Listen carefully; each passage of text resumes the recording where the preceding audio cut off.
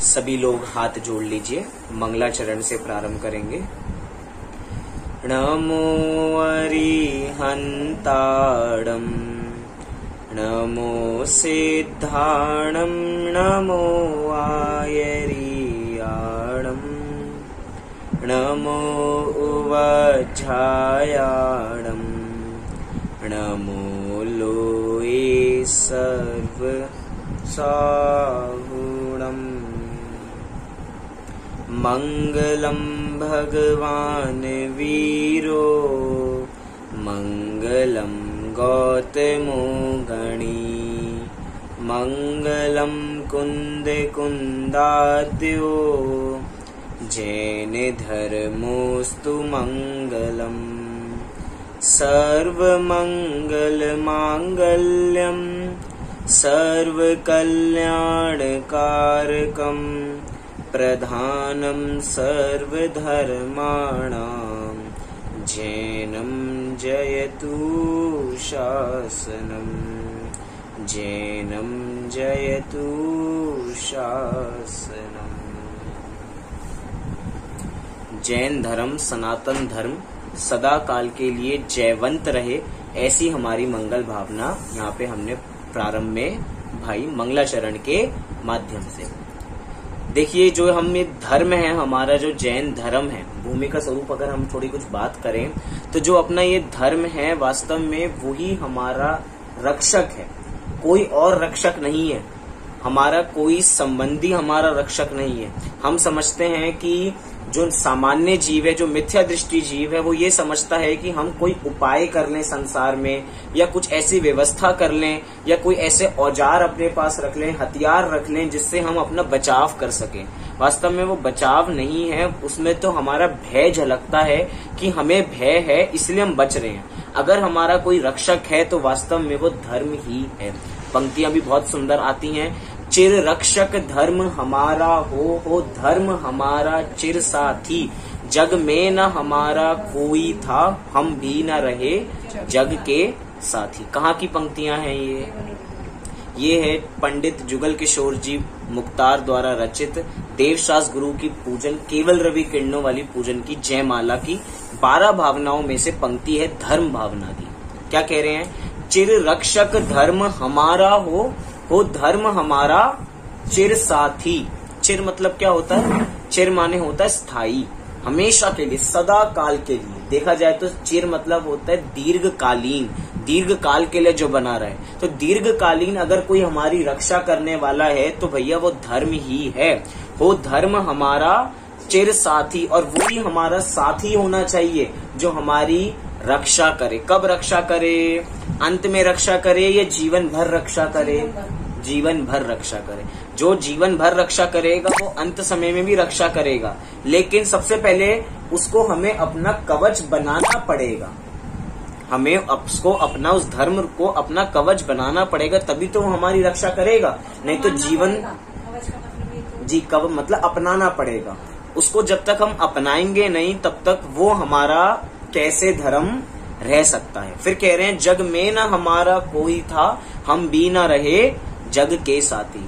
कोई हमारा जग में नहीं है और हम भी जग में रहने वाले नहीं है। क्यों? क्योंकि हम सब स्थायी हैं। यहाँ पे बहुत सारी बातें यहाँ पे बता रहे हैं कि हम सब कैसे हैं। हम सब क्षण भंगुर है, हमारी सारी पर्याय क्षण भंगुर हैं। हम अनित्य हैं। हमारी पर्याय जो शरीर जिसको हम अपनी आत्मा मानते हैं वो अनित्य है, वो कभी भी नाश को प्राप्त हो सकता है। उसको हम सदा काल नित्य मानते हैं, लेकिन कह रहे हैं कि भैया वो भी जग में सदा काल के लिए नहीं रहने वाला। जग में न हमारा कोई था, कोई हमारा जग में नहीं है, और हमारा अंत समय में भी हमारा कोई जग में रहने वाला नहीं है। और ये जगत भी अपना नहीं है, जिसे हम अपना मानते हैं वो अपना है ही नहीं। हम सोचते हैं कि अंत समय में जिनके पास बहुत अच्छा खासा रुपया पैसा होता होगा वो तो बच ही जाते होंगे, लेकिन नहीं, अंत में सारी धन दौलत रखी रह जाती है। लेकिन जब आयु कर्म आता है तो धन दौलत भी बचाने में सामर्थ्यवान नहीं है। हम समझते हैं कि धर्म हम बाद में करेंगे। कब बाद में करेंगे? कब? किसको क्या पता किसका कब बाद आने वाला है। हो सकता है प्रवचन के तुरंत बाद हम यहाँ से चले जाएं। तो फिर ये पंक्ति, जग में न हमारा कोई था, हम भी न रहे जग के साथी। जग हमारा साथी नहीं है और हम उसके साथी नहीं है, मतलब कि दोनों का साथ ही नहीं है, लेकिन हमने दोनों का साथ समझ रखा है कि भैया यही हम। वास्तव में हमारी बुद्धि ऐसी है कि हम सोचते हैं कि जो हमें अपनी आंखों से दिखाई दे रहा है उतना ही संसार है। हम क्या समझते हैं, ये हमारी बुद्धि है। हम जैन होते हुए भी हमारी मान्यता अन्य मतों जैसी है, क्योंकि अन्य मत में क्या मानते हैं कि जो अपने को इन चरम चक्षुओं से दिखाई देता है, अपनी आंखों से दिखाई देता है, वही सब कुछ सच्चा है, बाकी कुछ जगत में है ही नहीं। हमें आंखों से स्वर्ग नहीं दिखता तो स्वर्ग नहीं है, हमें अपनी आंखों से नरक नहीं दिखता तो नरक नहीं है, हमें अपनी आंखों से मोक्ष नहीं दिखाई देता तो मोक्ष नहीं है। लेकिन क्या ऐसा है, क्या जो हमें आंखों से दिखाई देता है, क्या वही सब कुछ सच्चा है? आंखों से जब हम आसमान की ओर देखते हैं तो हमें क्या दिखाई देता है? कभी कभार एक चिड़िया उड़ रही है, लेकिन वास्तव में वो जब चिड़िया जमीन पे होती है तो वो एरोप्लेन होती है वास्तव में। मतलब अपनी हम आंखों पर हम विश्वास नहीं कर सकते, इतनी बड़ी चीज हमें आंखों से छोटी दिखाई देती है और हम समझते हैं कि हमें जो आंखों से दिखाई दे रहा है वही सब कुछ सच्चा है। कई बार हम ट्रेन में बैठे होते हैं, तो ट्रेन या बस में कभी कभार बैठे होते हैं, तो जिस तरफ हमारी ट्रेन जा रही है और जिस तरफ से दूसरी ट्रेन आ रही है, कभी कभार होता है कि दूसरे की ट्रेन चलती है और हमें लगता है कि हमारी चल रही है, ऐसा हमें लगता है। किनसे देखा हमने? ये अपनी आंखों से देख के हम कह रहे हैं देखो हम चल रहे हैं, लेकिन समझाना पड़ता है भैया हम नहीं चल रहे, बराबर वाले की चल रही है, तो तुझे ऐसा लग रहा है कि हम चल रहे हैं और हम इन आंखों पे विश्वास करते हैं। कहते हैं ना कि भैया हम अपनी आंखों से देख कर आए हैं, कोई जग में स्थायी कुछ नहीं है। इसलिए कह रहे हैं कि भैया 12 भावनाओं के माध्यम से अगर कोई हमारी रक्षा करने वाला है तो वास्तव में वो धर्म ही है। इसलिए कह रहे हैं चिर रक्षक धर्म हमारा हो धर्म हमारा चिर साथी, जग में न हमारा कोई था, हम भी न रहे जग के साथी। मुनिराज जग में रहते हैं लेकिन जग से न्यारे रहते हैं। अरहंत भगवान भी संसार में रहते हैं लेकिन संसार से न्यारे रहते हैं। जब हम जीव के 2 प्रकार के भेद देखते हैं, संसारी और मुक्त, तो मुक्त जीवों में अरिहंत नहीं जाते हैं, वो तो किस में जाते हैं? वो संसारी जीवों में ही रहते हैं, लेकिन संसारी होते हुए भी संसार में नहीं रहते। जैसे भरत जी घर में रहते हुए भी घर में नहीं रहते, वैरागी रहते हैं, ऐसे ही अरहंत भगवान संसार में रहते हुए भी संसारी नहीं है। कितनी बढ़िया बातें यहाँ पे की हैं कि जग में न हमारा कोई था, हम भी न रहे जग के साथी। जग के साथी नहीं है, लेकिन धर्म अगर निरंतर सोचते रहे तो हमारा कल्याण हो सकता है। कहते हैं ना कि हम बहुत कहते हैं कि अंत भला तो सब भला, लेकिन अंत भला तो होना चाहिए ना। ऐसा ही एक जीव है, एक भद्र परिणामी, एक तिर्यंच गति का जीव है, जिसके अंत समय में परिणाम अच्छे हुए तो उसने एक अच्छी गति की प्राप्ति की। हमारा लक्ष्य कोई अच्छी गति प्राप्ति की नहीं है, क्योंकि हम किसी गति को अच्छा मानते नहीं है, कोई गति अच्छी नहीं है। लेकिन भैया जो जीव भद्र परिणामी हैं, जो मंद कषाई हैं, उनको ऑटोमेटिक ये सब चीजें मिलती ही हैं। लक्ष्य नहीं है, लेकिन ज्ञानियों को सब सुविधाएं उनके अनुसार, पुण्य के उदय के अनुसार सब कुछ मिलती है। आज हम एक बहुत सुंदर कहानी को पढ़ने वाले हैं, जिस कहानी का नाम है एक था मेंढक। हमें लग रहा होगा कि हम तब से त्रियंच गति के जीवों की चर्चा कर रहे हैं कि अभी थोड़े दिन पहले हमने किसकी बात की थी? एक बंदर की बात की थी जो गणधर बन गया था। हम जब महावीर भगवान की बात की तो हमने देखा कि उसके अंदर शेर भगवान बन गया। फिर हम कभी पार्श्वनाथ भगवान की कहानी देखेंगे तो हम कहेंगे हाथी भगवान बन गया। यहाँ पे क्या कह रहे हैं? एक था मेंढक। त्रियंच गति के जीव, त्रियंच गति के जीव की बात कर रहे हैं। बहुत सुंदर कहानी है, बहुत छोटी कहानी है, लेकिन प्रेरणा देने वाली कहानी है कि एक मेंढक को भी इतनी उत्कृष्ट भावना हो सकती है त्रियंच गति में होने के बावजूद भी, जो एक ऐसी गति है जहाँ पे ज्ञान भी अल्प है। चाहे वो पंच इंद्रिय है, मेंढक भी 2 प्रकार के होते हैं, संगी और असंगी।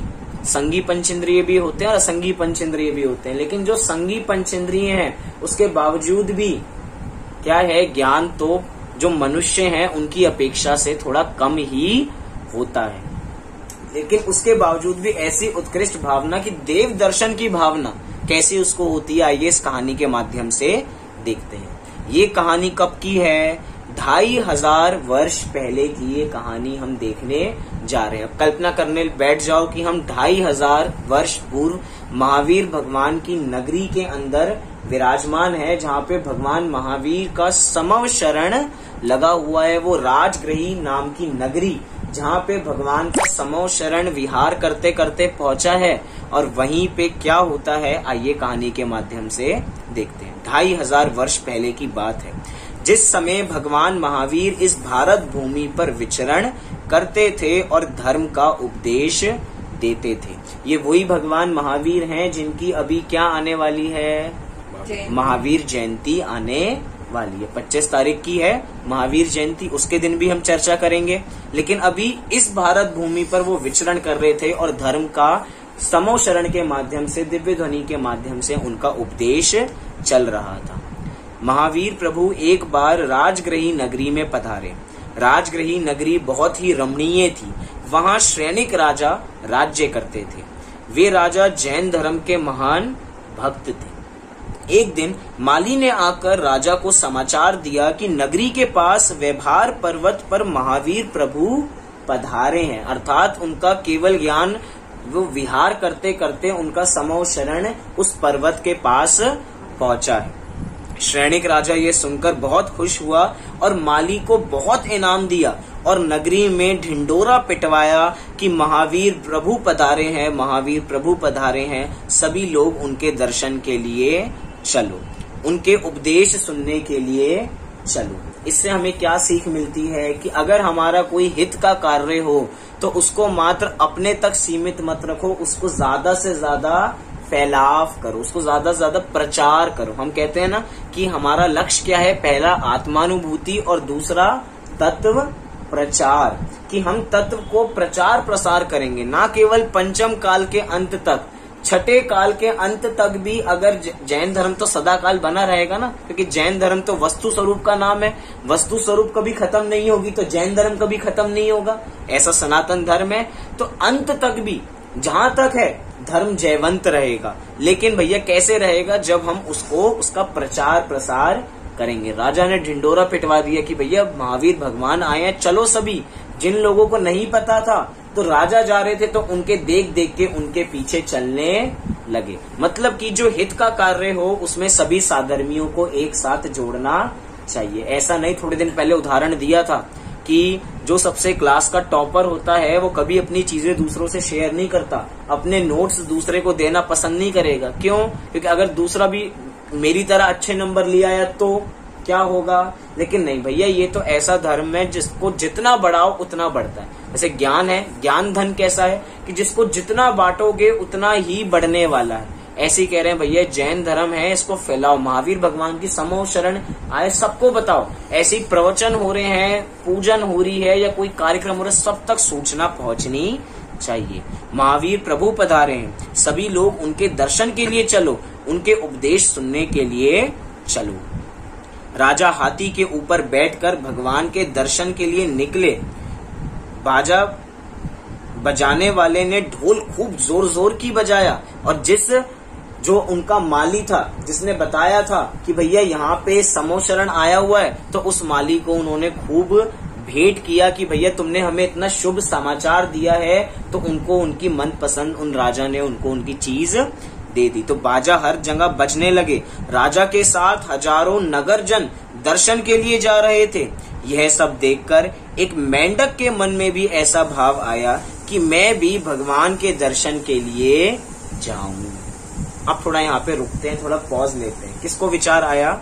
एक मेंढक को विचार आया। देखिए, हमें कहानी हम सभी को भली भांति परिचित है। हम यहाँ पे कहानी सुनने के लिए नहीं बैठे हैं, हम यहाँ पे कहानी से अपने लिए प्रेरणा लेने बैठे हैं कि हमें रोज जिन मंदिर जाना चाहिए। चाहे हम रोज जिन मंदिर जाते हो उसके बावजूद भी हृदय से जाना चाहिए, खींच तान करके नहीं जाना चाहिए। वो कैसा है? वो मेंढक त्रियंज गति का जीव है। समो शरण में जब हम देखते हैं तो समो शरण में 12 अलग अलग कोठे हैं जहाँ पे सब लोग आराम से अपने विराजमान हैं। एक तरफ मुनिराज हैं तो एक तरफ आरिकाएं हैं, तो एक तरफ श्रावक हैं तो दूसरी तरफ श्राविका हैं, एक तरफ त्रियंज गति के जीव भरे हुए हैं कि वो भी भगवान की दिव्य ध्वनि सुनने के लिए आए हुए हैं। हम तो बात करते हैं ना, मुनिराज को देख के भी जो क्रूर से क्रूर परिणामी होता है वो शांत हो जाता है। तो यहाँ पे तो सारे दर्शन करने आते हैं त्रियंज गति के जीव भी, वो भी शांत हो जाते हैं। और कब तक शांत रहते हैं? दर्शन करने के बाद भी शांत रहते हैं। ऐसा नहीं कि बस दर्शन किए तो शांत हो गए, मतलब कि अपने साथ कुछ भी हो, बात की परिस्थिति भी हो। जैसे अभी हमने प्रवचन सुना, हम प्रवचन सुनते सुनते तो शांत रहते हैं, प्रवचन सुनने के बाद भी शांत रहे। क्यों? क्योंकि उसको हमें इम्प्लाई कब करना है? अभी तो हम मंद कषाई हैं ही, अभी तो हमारी कषाय हो ही नहीं रही। हम कहते हैं ना, जिस समय हम नमोकार मंत्र पढ़ते हैं उस समय हम पांचों पापों से बच जाते हैं। सही बात है, हमें पाठशालाओं में यही पढ़ाया जाता है, होता भी है। लेकिन बात के समय में क्या करें? अगर बात के समय में भी पांचों पापों से बचना है तो पंच नमस्कार मंत्र का जाप हर समय करते रहो। ऐसे हम करते हैं, सुबह उठते ही सबसे पहले नमोकार मंत्र का जाप करते हैं कि भैया हमारा दिन अच्छा चले, हमारे विचार अच्छे चले, हम ज्यादा कषाय ना करें। लेकिन ये जीव जल्दी से भूल जाता है, तो इसको हमने एक नियम कह दिया कि भैया जब तुम भोजन लो तो उससे पहले भी नमोकार मंत्र पढ़ो। अब क्या हुआ? अब वो सुबह से लेके दिन तक वो नमोकार मंत्र पढ़ के चार्ज हो गया। अब वो नमोकार मंत्र जब उसने भोजन से पहले पढ़ा तो उसको पढ़ के वो शाम तक चार्ज हो गया। फिर उसने शाम को भी जब भोजन किया तब भी किया, रात को सोने से पहले भी नमोकार मंत्र का जाप किया। क्यों किया? जिससे कषाय मंद बनी रहे। मतलब कि हम स्वाध्याय मात्र 1 घंटे के लिए नहीं कर रहे हैं। अगर हमारी कषाय मंद रहती हैं तो समझिए हमारा स्वाध्याय हर समय चल रहा है। क्योंकि हम स्वाध्याय क्यों कर रहे हैं? जिससे हम पाप कार्यों में लीन ना हो, पाप से बच के पुण्य में लगे। जो लोग यहाँ एकत्रित नहीं हुए समझिए उनका पाप का उदय है, और पाप के उदय में वो पापी हो रहे हैं। क्योंकि अगर अभी यहाँ नहीं होते तो कहीं ना कहीं और होते। लेकिन वो मेंढक देखिए कि यह सब देखकर एक मेंढक के मन में भी ऐसा भाव आया कि मैं भी भगवान के दर्शन के लिए जाऊं। इसीलिए मुंह में एक फूल लेकर वह भगवान के दर्शन के लिए चला। क्योंकि भैया अब उसके पास उसके जो दोनों हाथ हैं वो पैर का ही काम करते हैं, वो हाथों में कुछ पकड़ नहीं सकता। तो वो तालाब से निकला, उसने देखा कि तालाब में एक कमल का फूल है, तो उसने उस कमल के फूल को ही अपने मुंह में दबाया और ले चला कि भैया मैं इतने बड़े 3 लोक के अधिपति के समो शरण में जा रहा हूँ, खाली हाथ में नहीं जा सकता। इसीलिए वो हाथ में क्या लेके जा रहा है? वो अपने मुंह में दबा के क्या लेके जा रहा है? फूल दबा के लेके जा रहा है। ये मत देखिए कि वो फूल तो जीव है एक, उसने क्या किया। अभी हम उधर उसकी भावना को देख रहे हैं। उसकी भावना क्या है? उसके पास ऐसी कोई सुख सुविधाएं नहीं है, क्योंकि उसको ज्ञान भी इतना नहीं है। लेकिन उसकी भावना कितनी है कि हम 3 लोक के नाथ के पास जा रहे हैं, तो भैया हम खाली हाथ नहीं जाएंगे। हम किसी बड़े आदमी के पास मिलने जाते हैं तो कुछ ना कुछ लेके जाते हैं ना, कि हाथ में कभी किसी से मिलने जा रहे हैं तो फल ले गए, अगर किसी को बीमार है या किसी को कुछ भी हम सामान ले जाते हैं। मतलब कि हमारा बड़े के प्रति हमारा सम्मान है। ऐसे जब हम मंदिर जी जाते हैं तो हम क्या अपने साथ लेके जाते हैं? धुले हुए चावल अपने साथ लेके जाते हैं, सामग्री साथ में लेके जाते हैं। जो लोग भूल जाते हैं उनके लिए मंदिर जी में व्यवस्था होती है कि वो मंदिर जी में लेके भैया वहां पे अर्पण करें, लेकिन साथ में कुछ होना चाहिए। यहाँ पे ऐसी भावना भी हमें पता लगती है। इसीलिए वो मुंह में एक फूल लेकर वह भगवान के दर्शन के लिए चला जा रहा था। भक्ति भाव से वह दौड़ता जा रहा था। मेंढक मेंढक मेंढक मेंढक दौड़ा जाए, मुंह में फूल लेकर जाए, वीर प्रभु के दर्शन को जाए, जिसे देखकर आनंद होते डग डग डब्बक टप टप टब्बक। ऐसा ऐसा बोलते बोलते वो जिनेंद्र भगवान के दर्शन करने जा रहा था। उसकी स्तुति के परिणाम है, कैसे भी हम स्तुति करें लेकिन उसके स्तुति के परिणाम है। मेंढक भाई तो चले जा रहे थे, उसके हृदय में असीम आनंद उमड़ रहा था। पीछे से राजा श्रेणिक का हाथी भी चला आ रहा था, क्योंकि राजा तो अपनी पूरी फौज के साथ दर्शन करने के लिए निकला है। उसे कुछ चीज का ज्ञात नहीं, लेकिन वो निकला है कि हम यात्रा करने जा रहे हैं। तो क्या मेंढक भाई तो पीछे पीछे वो तो चल रहे थे, उसके हृदय में असीम आनंद उमड़ रहा था। पीछे से राजा श्रेणिक का हाथी भी चला आ रहा था। राजा हाथी पर बैठे जा रहे थे और मेंढक भाई कूदता कूदता जा रहा था। दोनों को भगवान के दर्शन की भावना थी। दोनों ही भगवान के दर्शन करने के लिए जा रहे हैं। दोनों का पुण्य का उदय है। किसी को नहीं पता आगे किसी के साथ क्या हो जाए, लेकिन हृदय में भावना बहुत पवित्र थी। दोनों को भगवान के प्रति अपार श्रद्धा भक्ति थी। खुशी खुशी मेंढक छलांग मारते हुए जा रहा था, टब टब टब्बक डब डब डब्बक ऐसे करते करते वो कूदता कूदता जा रहा था। उसे ये नहीं पता कि अभी वो हाथी के पैर के नीचे आके मर जाएगा। उसको अपना भविष्य नहीं पता था। मतलब कि इससे हमें ये शिक्षा मिलती है, हमें हर समय अपने भविष्य के बारे में नहीं सोचना चाहिए। क्या है कि हम अपने भविष्य को सोचते सोचते अपने वर्तमान को खराब कर देते हैं। हम अपने वर्तमान में नहीं जीते। हम क्या सोचते हैं कि हम आगे कैसे होंगे, हम एक भविष्य में कोई दिक्कत नहीं होनी चाहिए। भविष्य की चिंता में ये वर्तमान को खराब कर देता है और वर्तमान के परिणाम बिगड़ जाते हैं। देखिए, क्रमबद्ध पर्याय का जिसको श्रद्धा हो, क्रमबद्ध पर्याय जिसकी श्रद्धा में बैठी हुई हो, जिसने क्रमबद्ध पर्याय से सगाई कर ली हो, जिसको दृढ़ विश्वास हो, वो ऐसा जीव नहीं होगा। क्योंकि उसको पता है कि भविष्य में जो होना है वो भी सब नक्की है।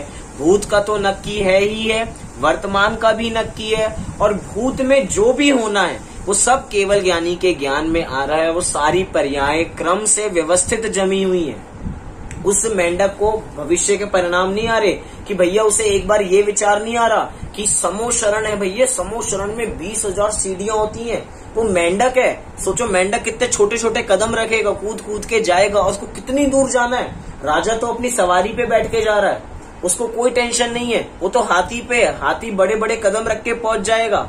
लेकिन उसके हृदय की भावना देखिए, वो ये नहीं विचार रहा मेरे पैर छोटे हैं, मैं थोड़ा ठीक नहीं हूँ, मेरे में बल थोड़ा कम है, मुझे ज्यादा ज्ञान नहीं है। जितनी सामर्थ है उतनी सामर्थ से वो बिना सोचे समझे चल दिया कि अगर 20,000 सीढ़ियां क्या हो, 40,000 सीढ़ियां भी क्यों ना हो, वो उसको पार कर जाएगा। हृदय की भावना उसकी ऐसी है। त्रियंच गति के जीवों की आयु कितनी कम होती है। इतनी सी आयु में ऐसे परिणाम होना कितनी बड़ी बात है। ज्यादा कितनी उम्र होती है? 15-20 साल, इससे अधिक उम्र किसी की नहीं होती है, वो भी वृद्ध से वृद्ध अगर कोई हो। और त्रियंच गति के जीव के दुख तो ऐसे हैं कि हर समय भय बना रहता है मरने का, कभी कोई मुझे मार ना दे।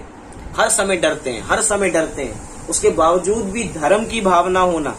अपने ऊपर विचार करें, मेंढक के बदले में अपने को रखें।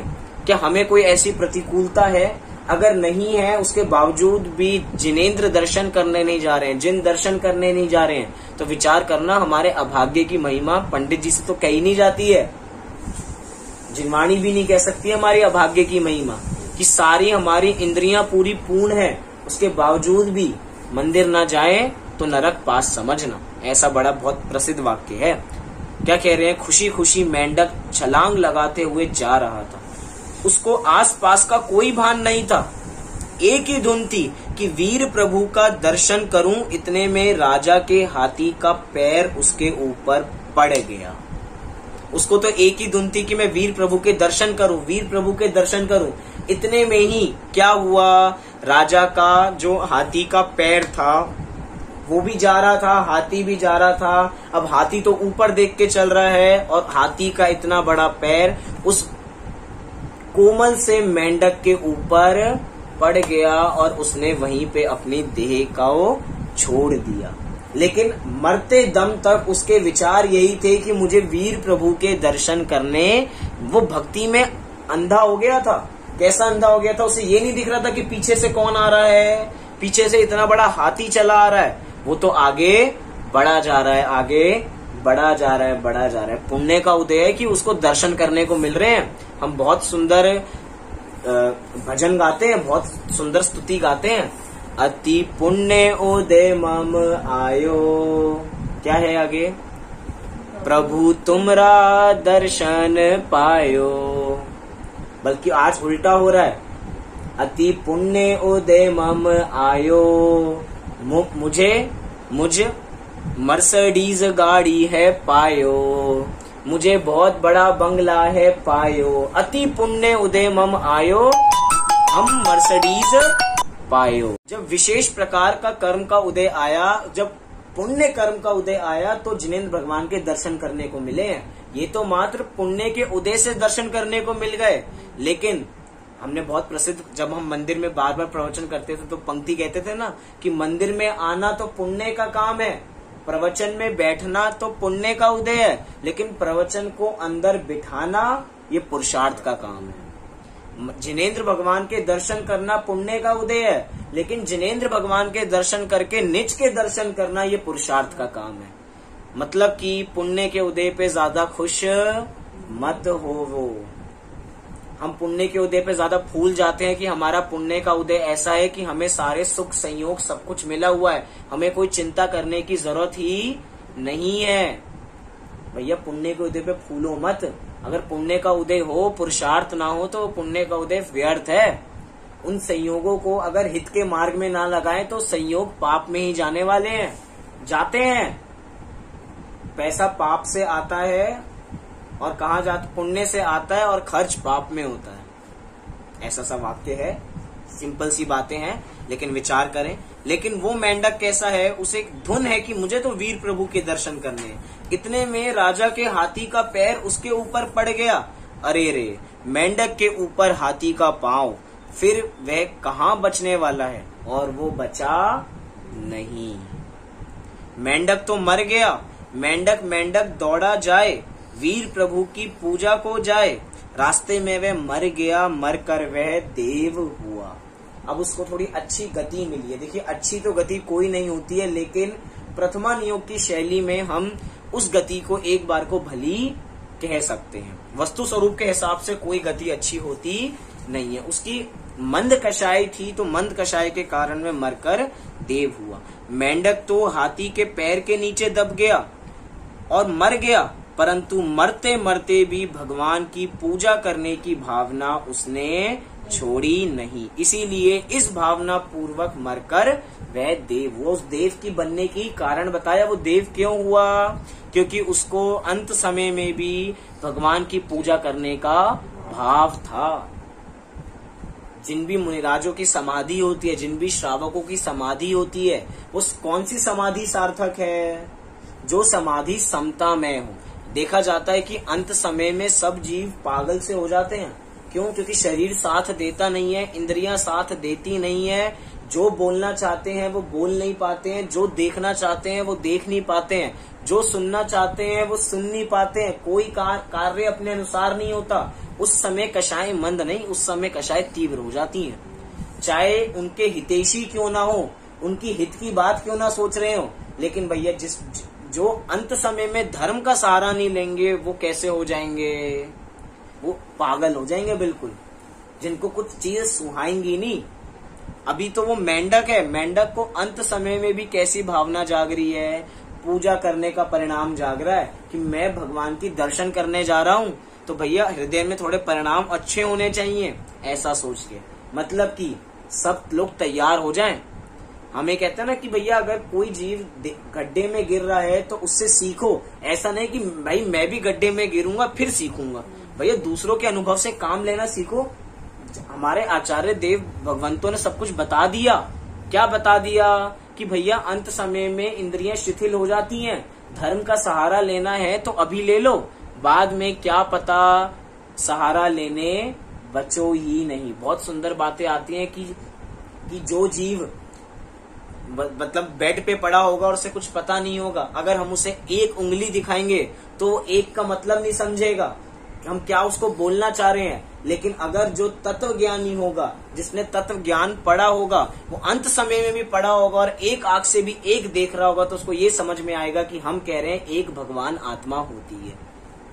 मतलब कि अगर वर्तमान में पढ़ा होगा तो वो भविष्य में काम आएगा। वो पेड़ होता ना, बीज, आम का बीज बोते हैं तो 5 से 10 साल में वो अच्छे फल देना प्रारंभ करता है। वो संस्कार जो होंगे वो वर्तमान में डाले जाएंगे, तो जो पेड़ उगेगा वो कैसा होगा, जो वृद्धि होगी वो कैसी होगी, वो संस्कारों से होगी। तो ही हमें अंत समय में समझने आने वाला है। हम सोचे कि हम अंत समय में बीज डालेंगे तो भैया काम होने वाला नहीं है। अंत समय में बीज डालना मतलब कैसा है कि बिन मौसम के हम काम कर रहे हैं। बिन मौसम के कोई किसान खेती करेगा तो क्या उसका खेत में खलियान होने वाला है, उसकी खेती होने वाली है? नहीं होने वाली। इसलिए वर्तमान में ही, ऐसा नहीं है कि अंत समय में परिणाम अच्छे नहीं होते हैं, होते हैं, लेकिन किन्हीं जीवों के जिनका बहुत पुण्य का उदय होगा, जिनके परिणाम अच्छे होंगे, उनका ही ऐसे होने वाला है। लेकिन भैया यहाँ पे कह रहे हैं कि अंत समय में भी पूजा की भावना थी, इसीलिए उसने मरकर वो कहाँ गया, वह देव हुआ। इधर राजा श्रेणिक व्यवहार पर्वत पर महावीर प्रभु के समो शरण में पहुंचे और भगवान की शोभा देखकर उन्हें अपार आनंद हुआ। आहा, भगवान की शोभा वैभव की क्या बात है।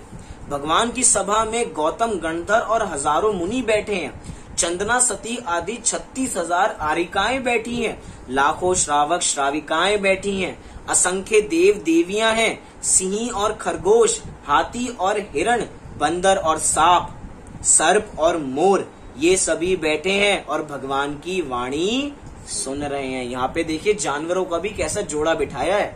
अभी मीटिंग पूरी हो जाए तो जो लोग जुड़े हैं वो फिर से लिंक को क्लिक करके जुड़ जाएं। क्या यहाँ पे कह रहे हैं, देखिए सिंह और खरगोश। खरगोश ऐसा है कि अगर हम हल्की सी मूवमेंट करें तो डर जाता है बेचारा, और एक शेर ऐसा है जो बिल्कुल बहादुर है। जोड़े में किसको बिठाया, समो शरण में शेर और खरगोश एक साथ बैठे हैं। फिर क्या कह रहे हैं, हाथी और हिरण। एक तरह से जो एक पतला सा जानवर है और हाथी इतना बड़ा, मतलब कि समो शरण में छोटे बड़ा नहीं देखा जाता, कौन छोटा है कौन बड़ा है। एक चीज, बंदर और बाघ, इन दोनों को नहीं देखा जा रहा। सर्प और मोर, दोनों एक दूसरे के विरोधी, दोनों को नहीं देखा जा रहा, दोनों एक साथ बैठ के प्रवचन सुन रहे हैं।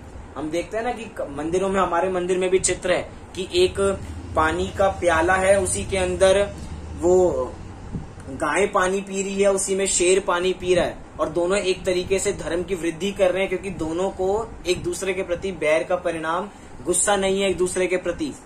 देखो अब समो शरण में ऐसा होता है कि सिंह और खरगोश, हाथी और हिरण, बंदर और बाघ, सर्प और मोर, ये सभी बैठे हैं और भगवान की वाणी सुन रहे हैं। इससे हमें प्रेरणा लेनी चाहिए। कभी कभार हम मंदिर इसलिए छोड़ देते हैं कि उस मंदिर में तो वो आते हैं, उस मंदिर में वो आते हैं, तो हमें उनसे आंखें मिलानी पड़ती हैं, हमें उनसे आंखें मिलानी पड़ती हैं तो हम मंदिर नहीं जाएंगे।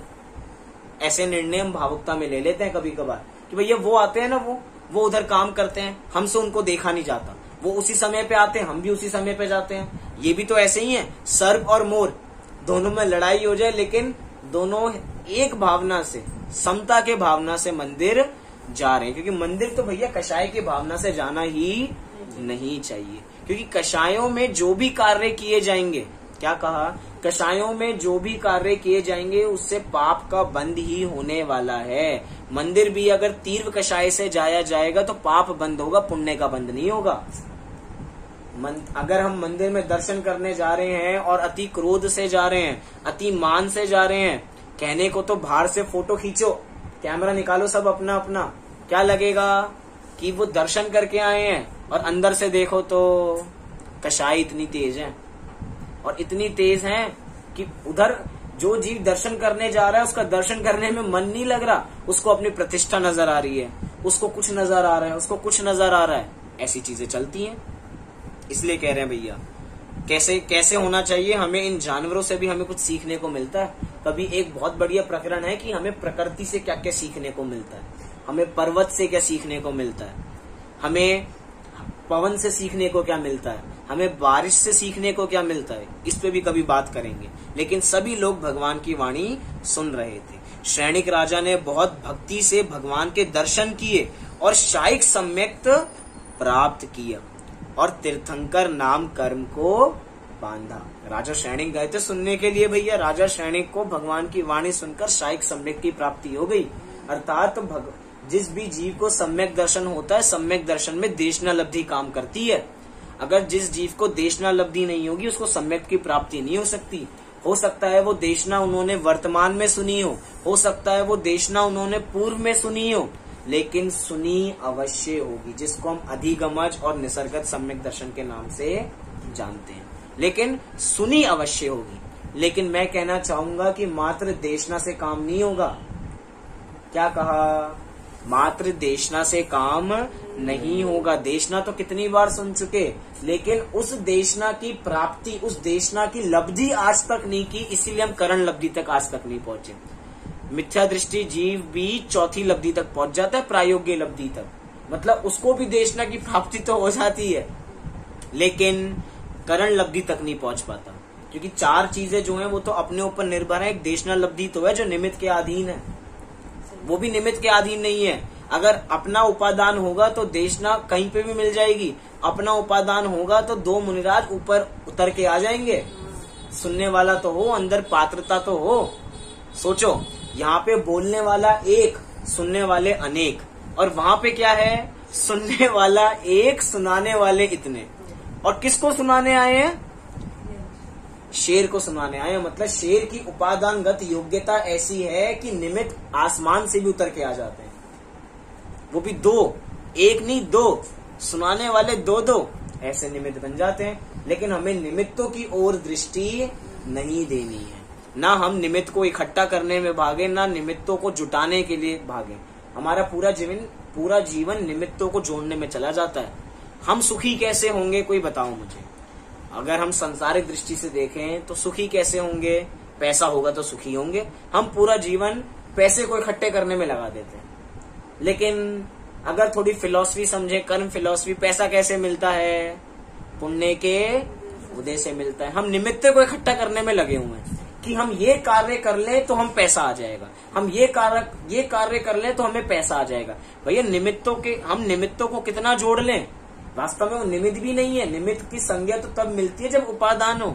व्यवहार में अभी भाषा दे रहा हूँ, हम निमित्तों को कितना जोड़ लें, जब तक उपादानगत योग्यता नहीं होगी तो वो निमित्त जोड़ के क्या करेंगे? वास्तव में वो निमित्त भी नहीं है। विचार करें। श्रेणिक राजा ने बहुत भक्ति से भगवान के दर्शन किए और शायिक सम्यक्त प्राप्त किया और तीर्थंकर नाम कर्म बांधा। इसी समय आकाश में से एक देव उतरा और बहुत भक्ति भाव से भगवान के दर्शन करने लगा। उसके मुकुट में मेंढक का निशान था। उसे देखकर श्रेणिक राजा को बहुत आश्चर्य हुआ और उन्होंने भगवान से पूछा, हे नाथ, ये देव कौन है? क्योंकि जितने सारे देव थे, ऐसा किसी का भी मस्तक पे ऐसा कोई के पास मुकुट नहीं था जिसपे मेंढक का निशान हो। सबसे अलग वो दिखाई दे रहे थे और उसी समय वो उतरे थे। तो उनको आश्चर्य हुआ कि भैया ये कौन है। उन्होंने सोचा कि भैया भगवान के समोह शरण में बैठे हैं, उनसे पूछ लेते हैं ये जीव कौन है। तो उन्होंने तभी पूछा कि ये जीव कौन है, ये देव कौन है। तो भगवान की वाणी में आया, यह तुम्हारी राजगृही नगरी के नागदत्त सेठ का जीव है। वह सेठ मरकर मेंढक हुआ, उसे अपना पूर्व याद आया और वह तुम्हारे साथ मुंह में फूल लेकर दर्शन के लिए आ रहा था। इसी बीच वह तुम्हारे हाथी के पैर के नीचे दबकर मर गया और मरकर देव हुआ। वहां अवधि ज्ञान से उसे याद आया कि भगवान के दर्शन पूजन की भावना के प्रताप से मैं मेंढक से देव हुआ हूँ, इसीलिए वह यहाँ आकर तुम्हारे ही साथ दर्शन पूजन कर रहा है। ऐसी कहानी थोड़ी अलग मिलती है कि जैसे राजा श्रेणिक पहुंचे उससे पूर्व ही वो वहां पे विराजमान थे और वो उनके दर्शन कर रहे थे। राजा को आश्चर्य हुआ कि ऐसा देव कौन है, तो उन्होंने पूछा। तो भैया उन्होंने बताया कि ये कौन कौन है, पूरा ऐसा चित्रण किया। तो उन्होंने देखा कि भैया जो मरकर देव हो गया वो मेरे से पहले समूह शरण में आके बैठ गया, क्योंकि हृदय की भावना पवित्र है। इतनी भावना पवित्र है कि पहले ही आके विराजमान हो गया और विराजमान होके अपना कल्याण करने की भावना उसने भा ली। सोचिए कहाँ 20,000 सीढ़ी, और 20,000 सीढ़ी तो ऐसी है कि एक सीढ़ी पे पैर रखो तो 20,000 सीढ़ी पे पहुंच जाओ। लेकिन उसको तो इतना नहीं पता था ना, उसने तो विचार नहीं किया था। वो पहले राजा से पहुंच के वहां पे उनके दर्शन करने पहुंच गया। मतलब कि अपने हृदय की भावना इतनी पवित्र होनी चाहिए। सीधा सीधा हमने जो शुरुआत में कहानी प्रारंभ की थी, देखो परिणामों की विचित्रता, उसमें से जो परिणाम शब्द है, हम हर समय अपने परिणाम को संभालें। हम परिणाम को संभालते हैं, लेकिन कब संभालते हैं? जब हमसे कोई गलती हो जाती है तब।